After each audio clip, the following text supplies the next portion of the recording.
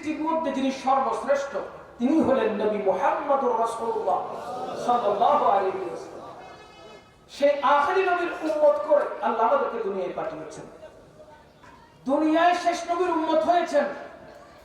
উম্মত হওয়ার কারণে, নবী পাক সাল্লাল্লাহু আলাইহি ওয়াসাল্লামের উম্মত হওয়ার কারণে আল্লাহ পাক অন্যান্য নবীদের উম্মতের চাইতে আমাদেরকে শ্রেষ্ঠত্ব দান করেছেন। হযরত বাবা আদম আলাইহিস সালাতু ওয়াস সালাম থেকে শুরু করে ঈসা রূহুল্লাহ পর্যন্ত যত আম্বিয়া কেরাম, যত নবী রাসূলকে আল্লাহ দুনিয়াতে প্রেরণ করেছেন, সমস্ত নবী রাসূলের উম্মতদের থেকে আল্লাহ আমাদেরকে নবীর খাতিরে শ্রেষ্ঠত্ব দান করেছেন। নবী না হলে কিছুই হতো না। নবী পাক সাল্লাল্লাহু আলাইহি ওয়াসাল্লামের কারণে আল্লাহ সুবহানাহু ওয়া তাআলা গোটা কায়নাতকে সাজিয়েছেন। সুবহানাল্লাহ! কেমন নবী, কেমন রাহমাতুল লিল আলামিন, যিনি আমাদেরকে এত নিয়ামত দান করেছেন যা অন্য কোন নবী এবং নবীর উম্মতের নসিবে হয় নাই। এমন এমন নিয়ামত আমার নবী আমাদেরকে দান করেছেন, যেমন নবী না হলে আমরা ঈমান পেতাম না, নবী না হলে নামাজ পেতাম না, নবী না হলে রোজা পেতাম না, নবী না হলে হজ পেতাম না, নবী না হলে যাকাত পেতাম না, নবী না হলে ঈদুল ফিতর হতো না, ঈদুল আজহা হতো না, লাইলাতুল মিরাজ হতো না, লাইলাতুল বরাত হতো না, লাইলাতুল কদর হতো না, কিছুই হতো না যদি আমার নবী না হতো। ঠিক কি না?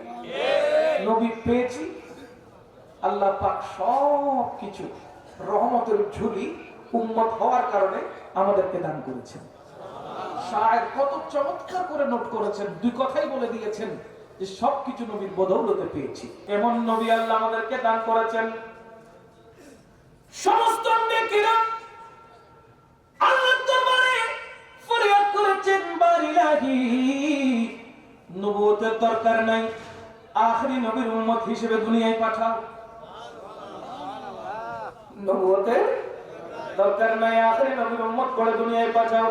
সেই জায়গায় আমরা না চাইতে আল্লাহ আমাদেরকে আখেরি নবীর উম্মত করে দুনিয়াতে পাঠিয়েছেন।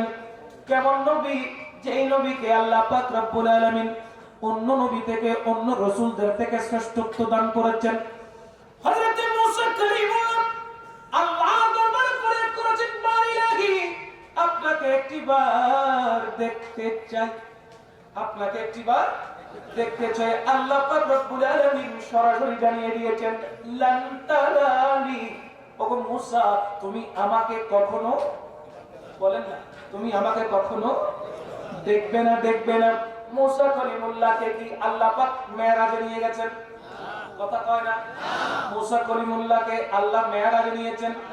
মূসা কলিমুল্লাহ মেরাজে কি যেতে চাইছেন? না রে ভাই, মূসা কলিমুল্লাহ দেখতে চেয়েছেন দুনিয়াতে কোন জায়গায়? বড় তুর পাহাড়ে। তুর পাহাড়ে আল্লাহ পাক রব্বুল আলামিনের সান্নিধ্য চেয়েছেন। আল্লাহ বলে দিয়েছেন, লান তারানি, লান তারানি, দেখেন দেখেন। আর আমার নবীকে আজকের রাতে মেরাজ রজনীতে আল্লাহ পাক রব্বুল আলামিন নিজেই দাওয়াত দিয়ে আমার নবীর সাথে সাক্ষাৎ করেছে। আলা হযরত বলতেছেন, আল্লাহ পাক রব্বুল আলামিন দয়ার নবীকে যে স্পেশালিটি দান করেছেন, দয়ার নবীকে যে সমস্ত নবীর থেকে আমার আল্লাহ মর্যাদা দান করেছেন, সমস্ত নবী রাসূল থেকে আল্লাহ পাক যে আমার নবীকে ইজ্জত দান করেছেন, সম্মান দিয়েছেন, মর্যাদা বাড়িয়েছেন, তার প্রমাণ স্বরূপ আল্লাহ পাক রব্বুল আলামিন আমার নবীকে সশরীরে মেরাজ করিয়েছেন। কোরআন বলে সশরীরে, কিন্তু অনেকে সেটা মানতে চায় না। ঠিক কিনা বলে? আল্লাহ পাক রব্বুল আলামিন সূরা বনী ইসরাঈল প্রথম নম্বর আয়াতে আল্লাহ ইরশাদ করছেন, বিসমিল্লাহির রহমানির রহিম,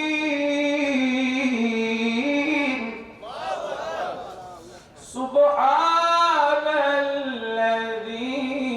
আসরা বিআবদিহি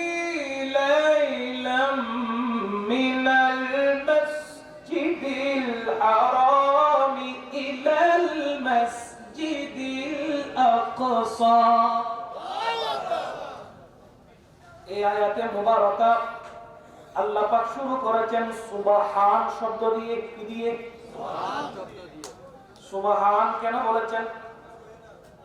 তৎকালীন যুগে আমার নবীর জামানায় যখন আমার নবী মেরাজ শেষ করে এসেছেন, দয়াল নবী যখন নবুয়তের জবানে ঘোষণা দিয়েছেন, আমি রাসূল আল্লাহর দরবারে গিয়েছি মেরাজে, আল্লাহ দাওয়াত দিয়েছেন, আমি মেরাজে গিয়েছি। মক্কাতুল মুকাররমা মসজিদে হারাম থেকে মেরাজ শুরু হয়েছে। সর্বপ্রথম চোখের পলকে মসজিদে আকসাতে পৌঁছেছি।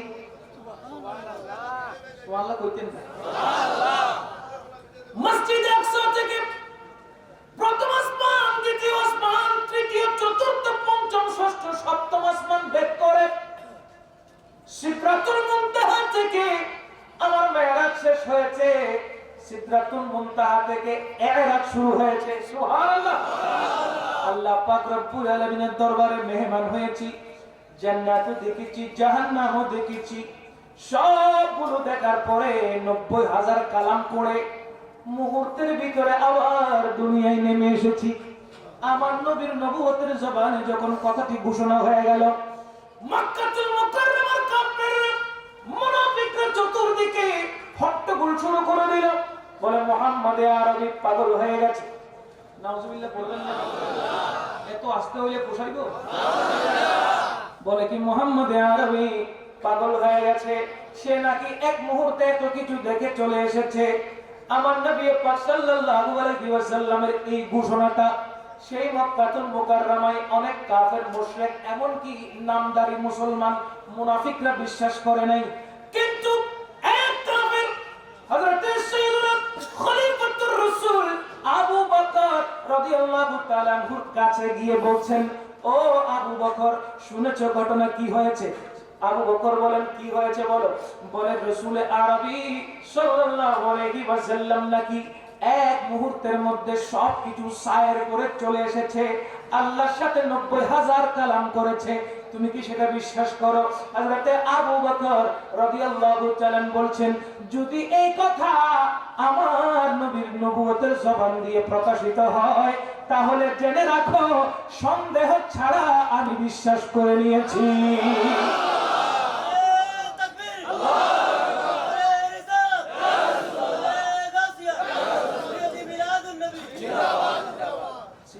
আকবর হযরতে আবু বকর সিদ্দিক রাদিয়াল্লাহু তাআলা কোন প্রমাণ চেয়েছেন না? কোন প্রমাণ চেয়েছেন? প্রমাণ ছাড়া নবীর মুখে নয়, কাফেরের মুখে শুনে বিশ্বাস করে নিয়েছেন। মনে রাখবেন, প্রমাণ ছাড়া, প্রমাণ চায় নাই, কাফেরের মুখে শুনেছে। কাফেরের মুখে শুনে বিশ্বাস করার নাম হলো সিদ্দিকে আকবর। সব প্রমাণ দেখার পরে, সব জানার পরে, বুঝার পরে না মানার নাম হলো আবু জেহেল আর আবু লাহাব। কথা বলেন ঠিক না? মেরাজ মানার নাম হলো সিদ্দিক আকবর, না মানার নাম হলো আবু জেহেল। যারা এই যুগে এসেও মেরাজ মানে না, এখন তারা কোন কাতারে বসছে আপনারা বুঝেছেন? ঠিক কিনা বলে? সিদ্দিক আকবর যখন শুনলেন আমার নবী এই মুহূর্তের মধ্যে গোটা কায়রাত সায়ের করে চলে আসলেন, তখন আমার নবী হযরত আবু বকর রাদিয়াল্লাহু তাআলা আনহুকে উপাধি দিয়ে দিলেন, ও আবু বকর, এখন থেকে তুমি সিদ্দিকে আকবর। মনে রাখবেন, সমস্ত সাহাবায়ে কেরাম সিদ্দিক। হযরত ওমর রাদিয়াল্লাহু তাআলা তিনিও সিদ্দিক, উসমান রাদিয়াল্লাহু তাআলা তিনিও সিদ্দিক, মাওলা আলীও সিদ্দিক, আনাস বিন মালিকও সিদ্দিক, ইবনে আব্বাসও সিদ্দিক, হযরতে হাসান তিনিও সিদ্দিক, হযরতে হাসান বিন সাবিত, কাব বিন জুহার, এক কথায় সমস্ত সাহাবী সিদ্দিক। কিন্তু সিদ্দিকে আকবর হলো একজন। সিদ্দিকে আকবর হলো একজন। দুনিয়ার জমিনে সিদ্দিক আকবর কজন? একজন। তিনি হচ্ছেন হযরতে আবু বকর সিদ্দিক রাদিয়াল্লাহু তাআলা। এই উপাধি সিদ্দিকে আকবর উপাধি পেয়েছেন আমার নবী থেকে মেরাজকে মেনে নেওয়ার কারণে। এবার আমরা কার দলে? সিদ্দিক আকবরের দলে না আবু জাহেলের দলে? আওয়াজ নাই। যারা মেরাজ মানবে তারা, আর যারা মানবে না দলে? হাত তুলি কোন কোন দলে? এই কারা কারা সিদ্দিক আকবর দলে হাত তুলে কোন? নারে তাকবীর, নারে রিসালাত, নারে রিসালাত, নারে রিসালাত। আমরা সিদ্দিকে আকবরের দলে থাকতে চাই, আবু জেহেল হতে চাই না। ঠিক কিনা বলেন? আমরা আবু লাহাব হতে চাই না বাবা, আমরা উতবা সাহেব হতে চাই না, আমরা আস বিন ওয়াইল হতে চাই না, আমরা চাই সিদ্দিক আকবরের দলে থাকতে। যারা সিদ্দিক আকবরের দলে থাকতে চান তারাই মেহরাজকে মানে, আর যারা মেহরাজ মানে না তারা ওই দলে থাকেন। আমাদের কোনো আপত্তি, আল্লাহ বুঝার তৌফিক দান করুন।